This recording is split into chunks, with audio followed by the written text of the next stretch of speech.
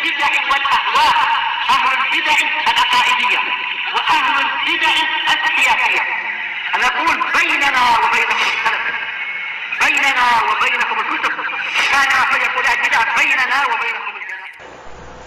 بسم الله الرحمن الرحيم. الحمد لله حمدا كثيرا طيبا مباركا فيه كما يحب ربنا ويرضى. أشهد أن لا إله إلا الله وحده لا شريك له، وأشهد أن محمدا عبده ورسوله صلى الله عليه وعلى آله وأصحابه ومن تبعهم بإحسان إلى يوم الدين. Amma ba'd. Kemarin ikhwanifillah kita telah membaca perincian hukum tentang muta'awil. Yang dimaksud dengan muta'awil itu apa? Alif. Orang yang melakukan ta'wil. Fi'ilnya dari apa? Fi'il madhinya apa?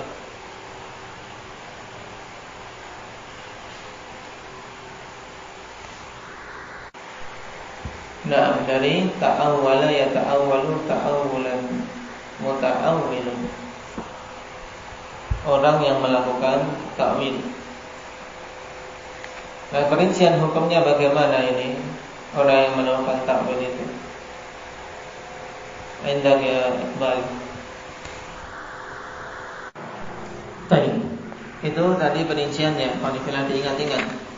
Mudah sebenarnya dipahami, kemudian dihafal. Yang pertama apa? Jika takwil itu muncul dari ijtihad dan niatan yang bagus, dimana kalau diterangkan kepadanya kebenaran dia akan rujuk, maka yang seperti ini dimaafkan. Yang kedua, kalau takwil itu muncul karena hawa nafsu dan ta'assub tapi memiliki sisi kebenaran secara bahasa, maka tidak sampai kafir, tapi hukumnya apa? Fasik. Kecuali jika pada takwilnya itu terdapat penetapan sifat kekurangan atau sifat aib pada Allah Subhanahu wa ta'ala, maka dihukumi kafir. Kemudian yang ketiga, jika takwil itu muncul dari apa? Hawa nafsu dan ta'assub yang tidak memiliki sisi kebenaran sama sekali secara bahasa, maka jelas ini hukumnya kafir, karena hakikatnya adalah pendustaan terhadap apa? Al-Quran dan Sunnah. Paham? Sekarang kita lanjutkan beberapa penukilan dari para imam di sini. Qala Ibnu Hazm fi Durrah,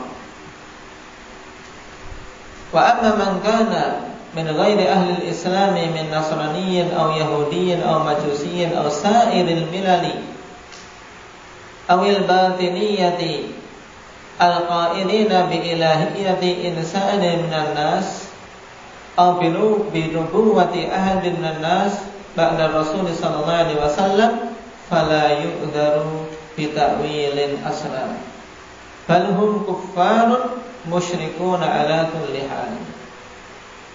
Ini contoh penerapan takwil yang tidak diterima, tidak dijadikan udzur. Nah, yaitu kata Ibnu Hazm, adapun orang-orang yang berada di atas selain agama Islam, dari kalangan Nasrani atau Yahudi atau Majusi atau agama-agama yang lain, atau berpemahaman batiniyah yang meyakini tentang ketuhanan seseorang dari kalangan manusia. Jadi, seseorang itu bisa mencapai derajat sebagai Tuhan, atau meyakini kenabian seseorang dari kalangan manusia setelah Rasul sallallahu alaihi wasallam. Nah, maka orang-orang yang seperti ini tidak diberi udzur dengan takwil yang dia munculkan. Tidak diberi udzur sama sekali. Bahkan mereka itu adalah orang-orang kafir, musyrikin pada semua kondisinya. Contohnya misalnya, Seorang Nasrani mengatakan, aku memeluk agama Nasrani karena Nabi Isa kelak akan turun sebagai Nabi akhir zaman, sehingga tetap aku memeluk agama Nasrani sampai munculnya Nabi Isa karena beliau belum wafat. Mentakwil. Nah, ini tidak diberi udzur. Kenapa? Karena jelas sekali dalil kalau sudah diutus Nabi sallallahu alaihi wasallam, tidak boleh memilih selain apa yang dibawa oleh beliau.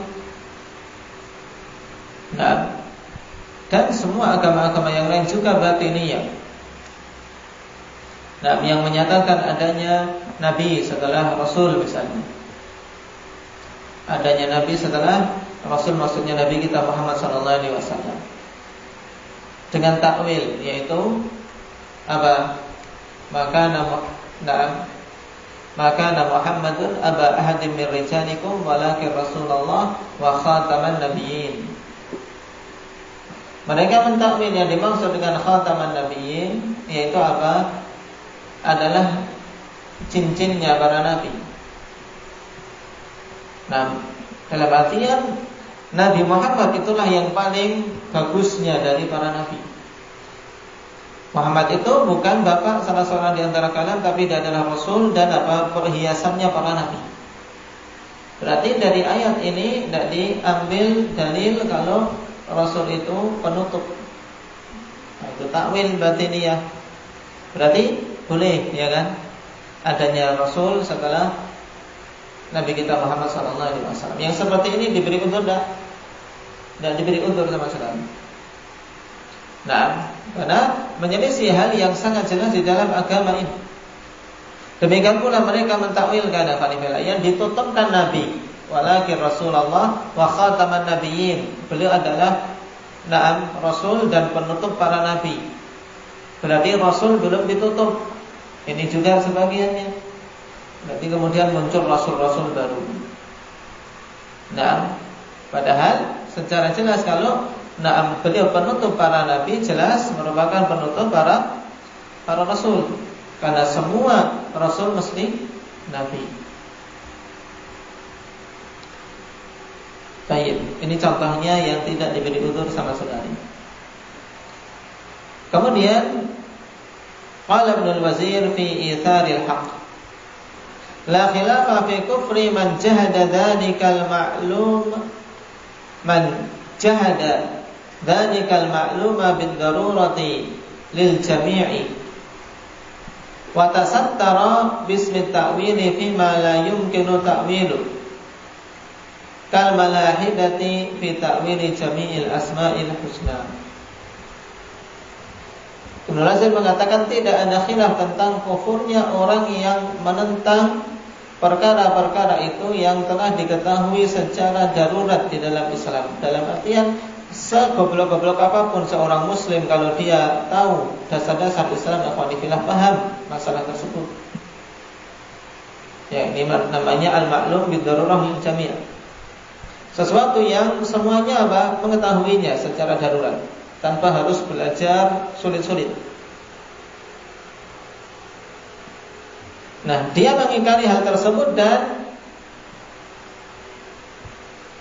berlindung dengan nama takwil, tasattar bismi takwil. Jadi dia menutup dirinya, berusaha untuk bersembunyi dengan penamaan takwil. Pada hal-hal yang tidak mungkin dia mentakwilnya, seperti yang dilakukan oleh al-malahidah. Malahidah jamak dari mulhid, orang yang melakukan ilhad, orang yang melakukan penyimpangan di dalam Islam. Seperti yang dilakukan oleh malahidah tentang takwil keseluruhan nama-nama dan sifat-sifat Allah, yaitu takwil asmaul husna.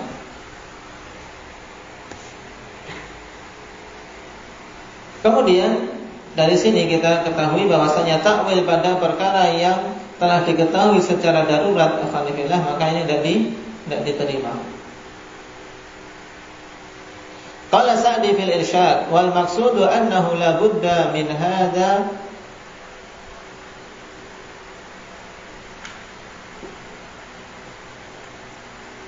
wal maksud annahu la budda min hadzal mulahhad fi hadzal maqam.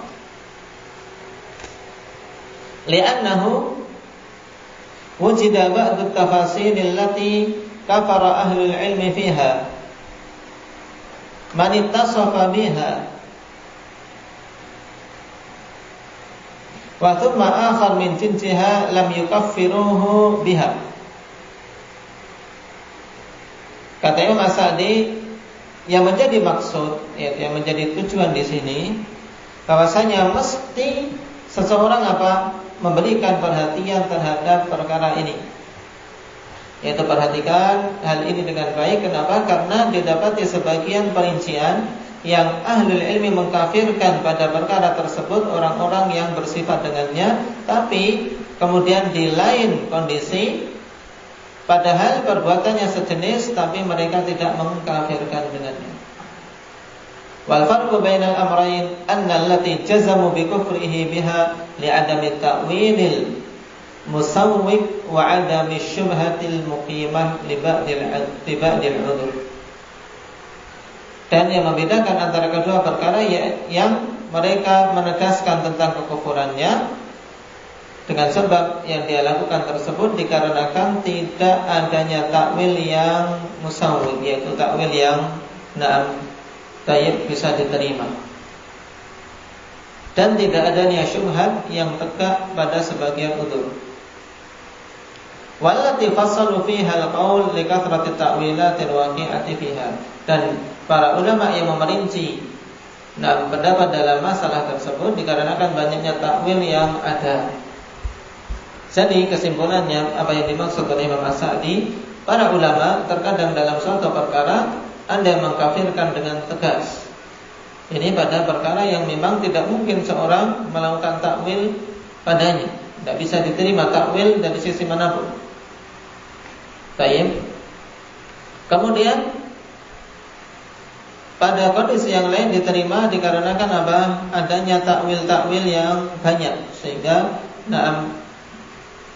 muncul kerancuan pada hal tersebut,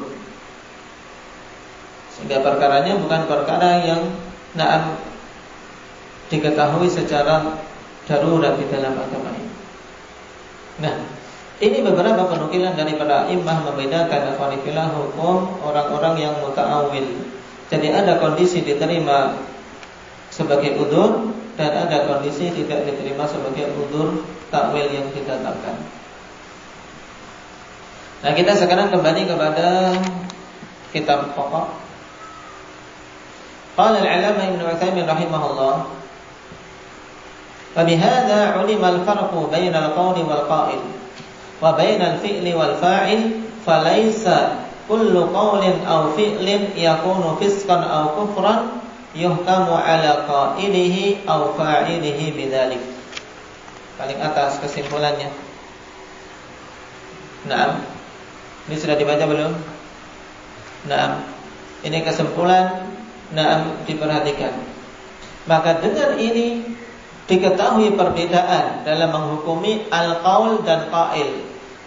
Membedakan hukum orang yang mengatakan dan orang yang membedakan hukum antara perkataan dan orang yang mengatakannya. Juga hukum perbuatan dan orang yang melakukannya. Maka kata beliau, "Falaisa kullu qaulin aw fi'lin yakunu fisqan aw kufran yuhkamu 'ala qailihi aw fa'ilihi bidzalik." Sehingga tidak semua perkataan atau perbuatan yang itu hukumnya merupakan kefasikan atau kekufuran dihukumi atas orang yang mengatakan atau melakukannya itu dengan kefasikan atau kekufuran juga. Paham? Jadi kalau orang mengatakan perkataan kekufuran, perkataannya telah dihukumi perkataan kufur, tapi tidak mesti yang mengatakan itu dihukumi kafir.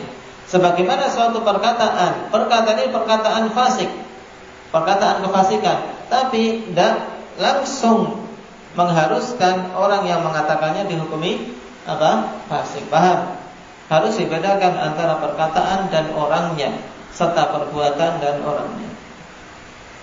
Ini kaidah penting yang Jangan sampai seorang sunni salafi akhwanillah bingung dalam memahaminya. Karena kalau kita pukul rata dan kita samakan antara hukum al-qaul ma'al qail wal fi'l ma'al fa'il, kita samaratakan, maka akan terjadi kerusakan yang besar. Jatuhnya pada pemahaman seperti orang-orang Khawarij. Nah, seperti orang-orang Khawarij. Qala Syekhul Islam Ibnu Taimiyah rahimahullah, wa aslu dzalika anna al-maqalat allati hiya kufrun bil kitabi wa sunnati wal ijma' yuqalu hiya kufrun qawlan yutlaqu kama dallat ala dzalika ad-dalailu syar'iyyah. Dan yang menjadi pokok dalam perkara tersebut, ya, bahwa suatu perkataan atau suatu statement atau suatu pendapat, nah, yang itu merupakan kekufuran berdasarkan Alkitab dan Sunnah serta ijma', maka dikatakan bahwasanya itu merupakan suatu perkataan yang kufur. Ya, kita katakan ini perkataan kufur, ya, secara mutlak demikian. Sebagaimana dalil-dalil yang syar'i menunjukkan atas hal tersebut. Jadi kita hukumi apa? Perkataannya atau perbuatannya. Paham? Fa innal imana minal ahkamil mutalaqati 'anillahi wa rasulih. Laisa dzalika mimma yuhkamu fihi an-nasu bidununihi, laisa dzalika mimma yahkumu fihi an-nasu bidununihim wa ahwa'ihim. Sebab sungguhnya iman itu termasuk di antara hukum-hukum yang harus diambil dari Allah dan Rasul-Nya, bukan termasuk dari hukum-hukum yang manusia berhak menetapkannya berdasarkan sangkaan-sangkaan dan hawa nafsu mereka. Baik.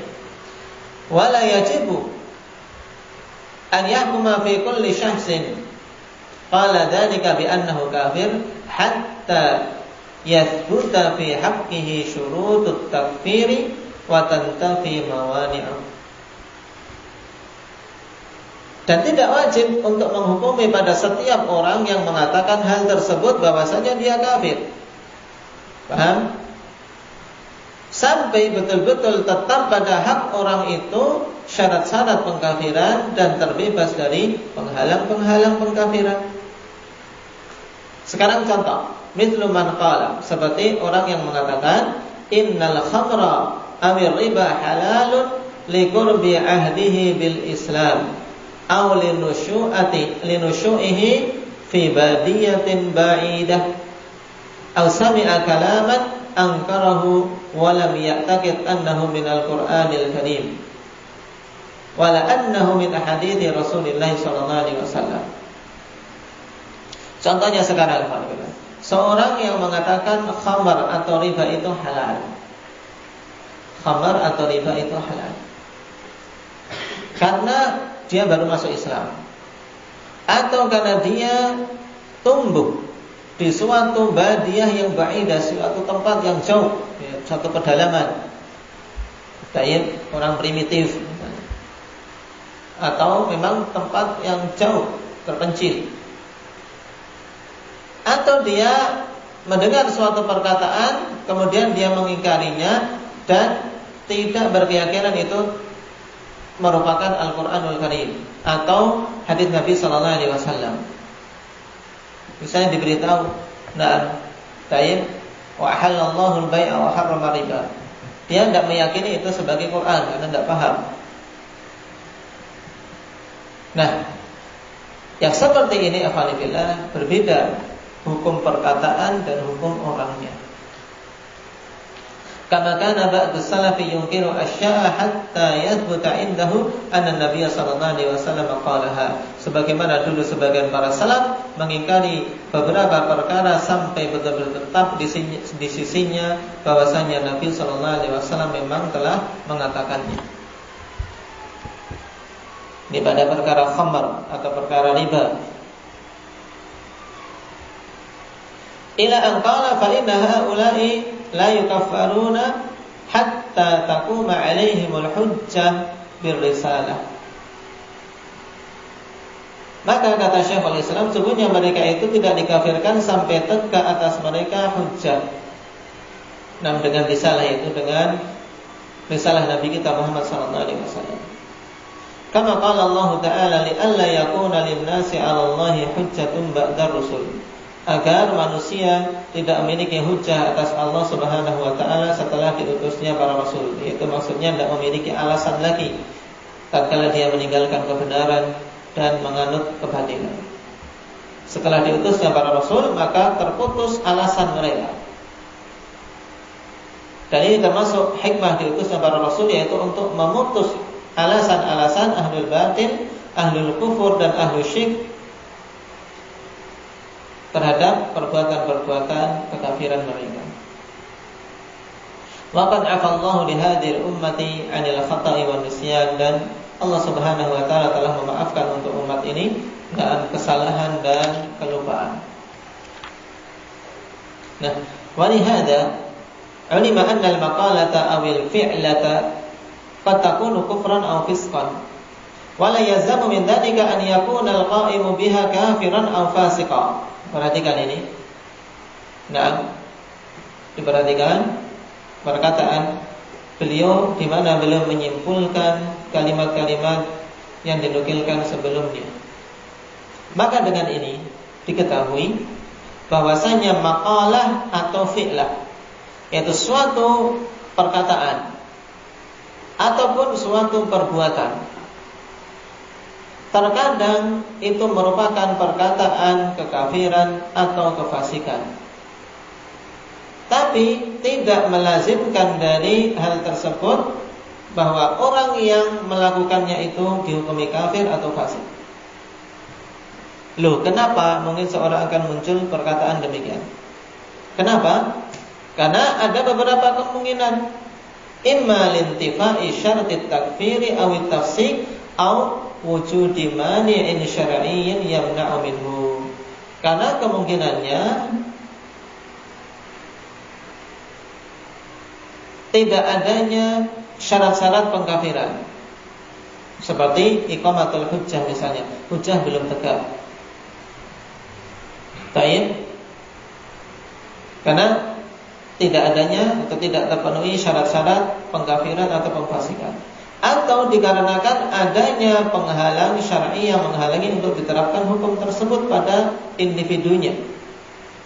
Nah, lakin man intasaba ila ghairil Islam u'tiya ahkamul kuffari fid dunya wa man tabayyana lahu al-haqqu fa asarra ala mukhalafatihi tab'an li'tiqadin kana ya'taqiduhu aw matbu'in kana yu'adzibuhu aw dunya kana yu'thiruha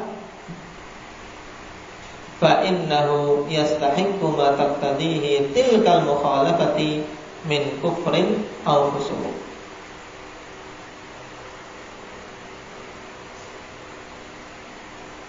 Paham? Perhatikan. Akan tetapi, ya, sekarang telah lewat tadi sampai apa? Kita menetapkan perbuatan atau perkataan itu kufur, tidak melazimkan orangnya dihukumi kafir. Paham? Alasannya kenapa, Alif?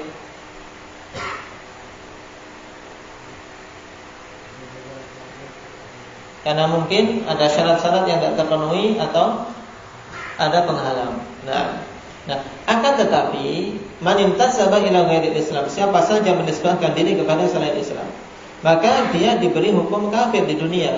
Kalau dia menisbahkan kepada agama selain Islam, agama Buddha, Yahudi, Konghucu, Kristen dan seterusnya, maka dihukumi hukum kafir di dunia.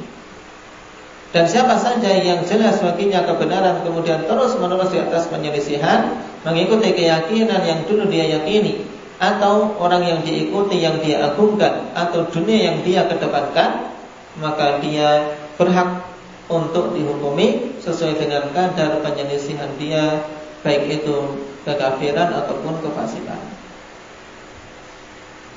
Nah, Fa'ala al-mu'mini an yabniya mu'taqadahu wa 'amalahu 'ala kitabillahi ta'ala wa sunnati rasulih sallallahu alaihi wasallam.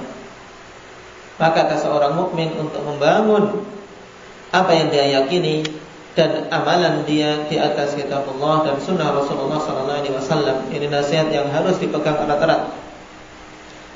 Fayaj'aluhuma imaman lahu yastadi'u binurihima, sehingga dia menjadikan keduanya sebagai imam, yaitu sebagai teladan, sebagai sesuatu yang diikuti maksudnya. Imam sesuatu yang diikuti, yang dia berjalan mengikuti cahayanya berdasarkan cahaya dan penerangan Al-Quran dan Sunnah.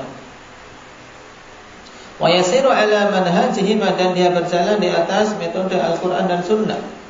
Fa inna dzalika huwa siratul mustaqim alladzi amara Allah Ta'ala bihi fi qauli. Sebab itu adalah siratul mustaqim yang Allah perintahkan untuk kita mengikutinya di dalam firman-Nya, wa anna hadza siratal mustaqiman fattabi'uhu. Ini adalah jalanku yang lurus, maka ikutilah. Wala tattabi'us subula fatafarraqa bikum an sabili, dzalikum wassaqum bihi la'allakum tattaqun. Dan jangan kalian mengikuti jalan-jalan selain siratal mustaqim tersebut, sehingga kalian tercerai berikan dari jalan Allah. Yang demikian itu Allah wasiatkan kalian dengannya agar kalian menjadi orang-orang yang bertakwa. Nah, masih tersisa banyak, kita akhirkan saja. Nah, ingat-ingat akhwanillah perincian detail di sini akhwanillah. Yang sudah bisa membaca maka baca dipahami dengan baik. Dibaca dipahami dengan baik. Yang belum bisa membaca